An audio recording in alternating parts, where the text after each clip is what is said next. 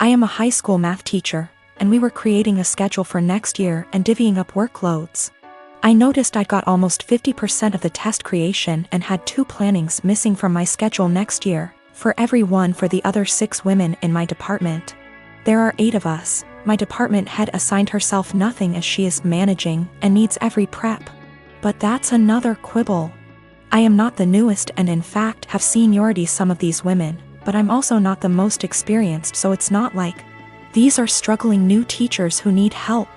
So, I asked why it was divided this way. I was told, well, Ms. Millie is pregnant and the rest of us have families.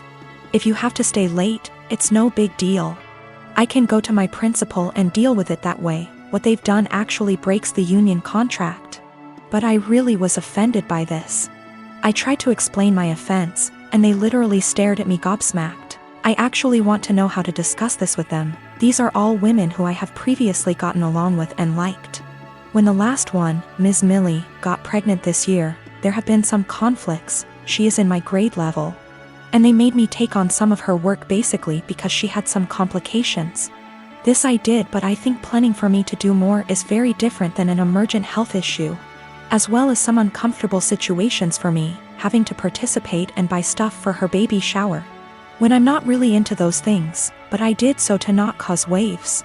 A lot of people have advised go to the union, go to the principal, and I absolutely will if necessary. I want to be clear, I'm not worried at all that I'll be forced to work this schedule, but these are my colleagues. Many have been working with me 5+ years, and we have lots of meetings and times together, where it's helpful to get along. So I do try to get along, like the baby shower thing, and be a good work friend and colleague. I just want a better way to communicate myself than I had today. I was entirely shocked and very indignant and just found myself unable to express myself well, and I was hoping for ways to approach that someone with their attitude might understand because I can't empathize with it at all. Myself and viewing the other side is how I always try to look at problem solving. In January of 2019, my husband was diagnosed with a brain tumor. It was in a completely inoperable part of the brain, and was told me had 6 months to live. He stuck it out and died in October, 3 months longer than he was expected to. He was always positive, and decided a few weeks after his diagnosis that he would write letters for our daughters for significant events in their lives. My husband was my soulmate, and the past few months have been difficult knowing I've lost him. We have 2 daughters, Mia who is 21 and Imogen, Imi, who is 19. All 3 of us have become a lot closer since their dad's death, and we've all really struggled. My husband and I were together since we were children. Got married when we were 18 and we were approaching our 20th wedding anniversary when he passed. In February of this year, Mia got married to a boy she's been with for about 6 years. I absolutely love her husband and he's been incredibly supportive during all of our grief. My husband wrote a letter for Mia to open on her wedding day. It's worth noting that my daughters were unaware of these letters. It was my job to give them to our daughters. Her wedding day comes around and I just can't bring myself to give her the letter. I read it and just wanted to keep it to myself. I had his handwriting and his words and it felt like he was there, and I couldn't bear the thought of giving that up yet. I was fully intending on giving her all the other letters as the events happened. Last week Mia and her husband bought their first home together. They'd been living at our home since they got married, and so had a lot of stuff to pack and move to their new house. Mia asked me where her important documents were, passport, birth certificate, etc. So I told her they were in my top drawer of my dresser in my bedroom.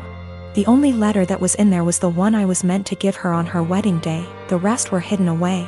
She immediately recognized his handwriting, and of course it was addressed to her, so she read it and broke down. She came and found me and started screaming at me, asking how I could be so selfish. I didn't really know what to say apart from the fact that I wanted to keep it and she could take a picture of it. Both my daughters called me an asshole and are convinced I'm keeping them from a load of their dad's stuff. My girlfriend and I have been together for 6 years. I know she's been wanting to get married and wanting for me to propose for a really long time. I've always put it off because I never felt I was at the right spot for it, and I wanted to wait for the right time. Nevertheless, I know she's been waiting for it patiently for a long time, and if it was up to her, we would have gotten married years ago before I was even ready. Anyway, I figured since she's waited so long, I wanted to make it as perfect for her as possible. I chose the weekend of our 6th anniversary of our first date to propose to her. I was planning to have her come over to our house, I would have my mom and sister vacate for the night, and I would prepare a very nice dinner for her and would propose during that. I had written out this really long speech which I'd memorized after much practice because I wanted it to be perfect. Now my girlfriend has always wanted me to learn how to cook. I'm ashamed to say I've never properly learned how to cook, and I've never been really good at it. Since I live with my mother and sister at home, they always cook for me and they've never really needed me to cook. It's always one or the other of them, or both of them, doing cooking. At best, I'd just do washing up or chop up onions or something simple. I told them, look, I desperately need to learn how to cook a very nice meal. I told them she's always wanted me to learn how to cook. And it would be great if I could surprise her with this excellent dinner that I've made myself. She would never expect it from me. She would be thrilled. I told them I might just need some guidance. They weren't that enthusiastic first. They were like, we're really busy, we don't have time to teach a child how to cook. I told them it's really important, and to help them understand the gravity of the situation. I told them I was proposing tonight. They both went crazy and excited, like, oh my god, have you bought a ring yet? I showed them the ring, and my sister went flipping crazy, screaming, crying tears. I told them I was probably going to ask for their opinion on it anyway. And they were really enthralled and so excited and happy for me. My sister was literally crying and breathing heavily.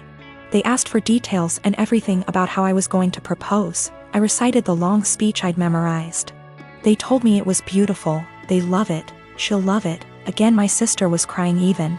I told them, so this is why I need to cook tonight. She's always wanted me to learn to cook, and if I make a nice meal for her, I want to make our night as magical as possible. My sister was like, no way, if you cook, you'll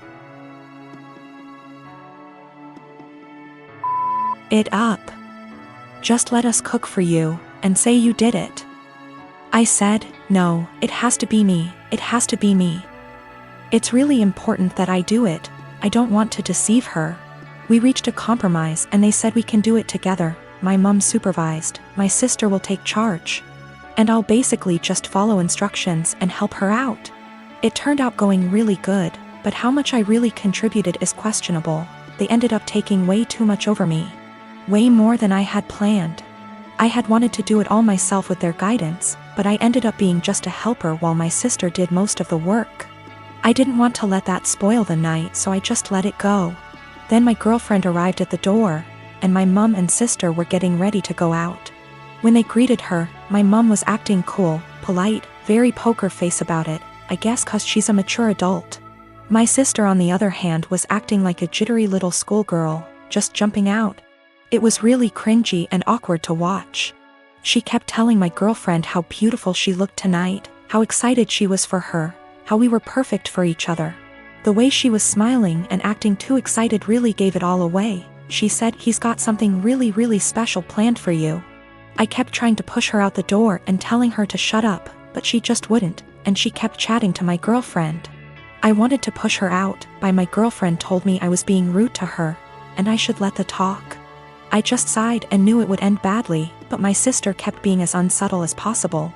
I really wish I could be a fly on the wall here tonight, you are so lucky, if only you knew. My girlfriend was then, is he going to propose? My sister didn't say yes, or no. She just gritted her teeth in a big smile like SND just started screaming and crying and hugging me, suffocating me. My mom was trying to pull my sister away, but she just started screaming, show her the ring. Show her the ring. I told her to seriously shut up, and that my mom was clearly waiting for her, but she kept shouting, show her the ring.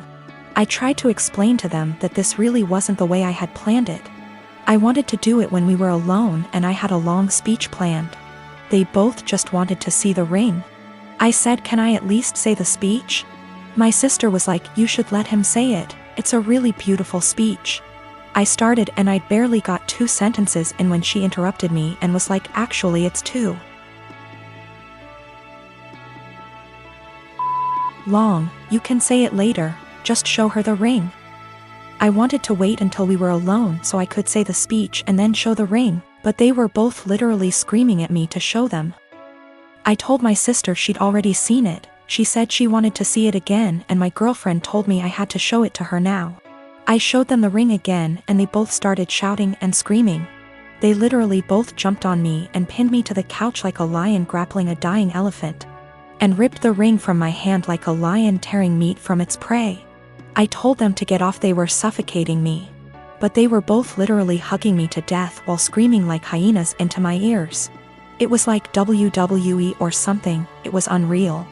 I tried to pull away, but they were both just hugging and kissing me and screaming into my ears, clawing at me and the ring like rabid animals, squeezing and suffocating me. My mother did nothing to help. She just stood there laughing as I went down. I realized they were mainly interested in the ring, so I let them have it and crawled away to the side of the couch where I could breathe properly. I felt the evening was ruined already. I had nearly just been clawed to death. I didn't know if my clothes were ripped.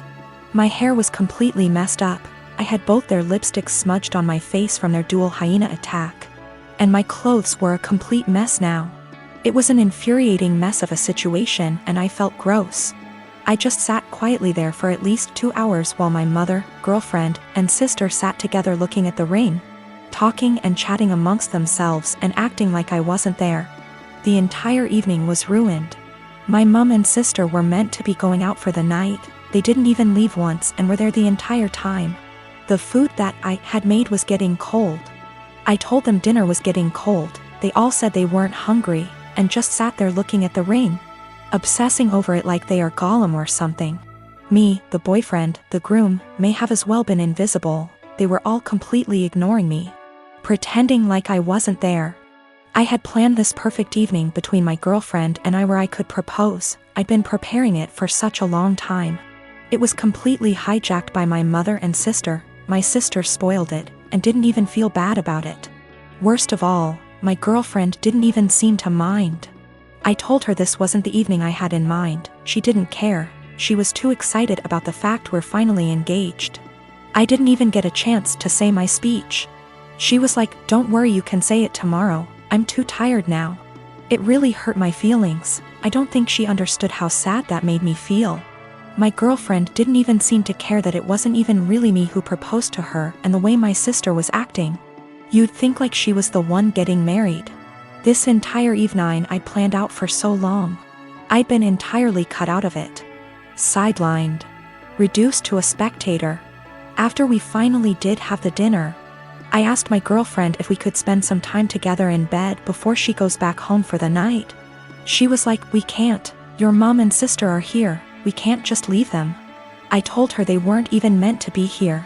They were meant to have gone out tonight, and they both were like, Yeah, go upstairs, don't worry about us."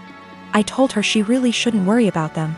We should both just go upstairs and spend some time together. She was like, "No. It would feel too weird and awkward." Well, that bad so much. I felt like the entire night was ruined. I'd barely gotten anything out of it. I didn't even spend any time with my girlfriend. My sister completely spoiled and ruined everything. The entire night was hijacked.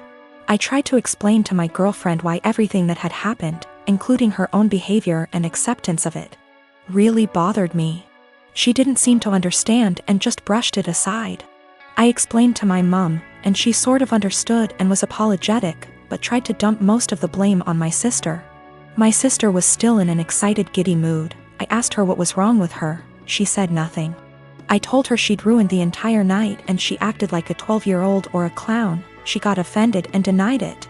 She refused to see what she'd done wrong and how she'd ruined everything. I don't understand her behavior at all or why she would even act that way. I'm kind of hurt and offended by everything that's happened and the way they reacted to it. Do I have the right to feel this way? Should I just let it go and move on, or is there something I can do so that my grievances don't go unaddressed and ignored? My brother-in-law has always been a bit of a ruckus. Just a very jolly guy, used to be a hard-partied when I first knew him, but not so much now. I mean, he still likes to drink and he smokes weed, but nothing compared to how he used to be. He stays in the basement apartment, which is a full apartment, separate from ours, with a kitchen and bathroom etc. In our house ever since he lost his apartment. He has never really been able to keep a good job, no college education, and also ADHD. And we live in NYC, so affording rent is impossibly hard lately. This was supposed to be a temporary thing for him, out of desperation because he lost his apartment. I should say that he has gone through multiple phases of depression from just living hard much of his life. I remember seeing him when he was in his 20s and he was just a damn mess. Living in shit apartments and working shit jobs, and I remember he was super depressed, like, you know, that kind of depressed. For a bit around a decade ago because of how awful his life was. And it was awful. I won't sugarcoat it. He was getting mugged in his area constantly. His apartment was horribly small and he worked horribly long hours. His ex-wife was awful to him and cheated on him. But in the past 2 months that he has been here, he's been an absolute joy. To both me and my wife and also our kids. We all love him so much. He clearly loves the basement, it's even bigger than his old apartment, and just in general it's in a much better location. He has said, multiple times, how much he loves it at our place. He also is just a great guy to have around. He is a blast with our kids and he always cooks food for us and is just a general great, funny, charismatic guy. He got a new job, working 60 hours a week at a shit job. And now he wants to move out to his friend's place all the way in Coney Island where he would be spending half of his paycheck on rent. At first, we were like, okay, well, this was our agreement, he was eventually gonna leave. But then we kinda had a family meeting and realized, hey, we want him here. I don't even care if he pays nothing in rent, he's great to have around. Just to be clear though, we did tell him he would have to pay something a month, a number we haven't decided yet. When we told him this, he kind of thought it was a joke, but then he agreed. He was very happy about it, and we were too, and we were kind of thinking like, he's a member of our house now, you know? But then he changed his mind suddenly, and was saying how he doesn't want to be a freeloader and that he thinks we are just allowing him to stay because we feel bad for him. He really will not listen to us at all when we say that we actually want him to stay. Even our kids, teens, have tried getting him to stay and he just won't accept it. Every time we bring it up to him he sort of does this pity thing where he's like, come on, I know you think I'm a loser. I'm not gonna mooch off of you guys or something along those lines. It's been around 2 weeks, and he just kind of feels bad about it. It is absolutely a pride thing for him. He technically plans on moving out in the next few weeks. But we really want him to stay. And we know that he would love to stay. I feel like there is really no chance this is some kind of deep down he hates it here kind of situation. This is 100% a pride thing for him.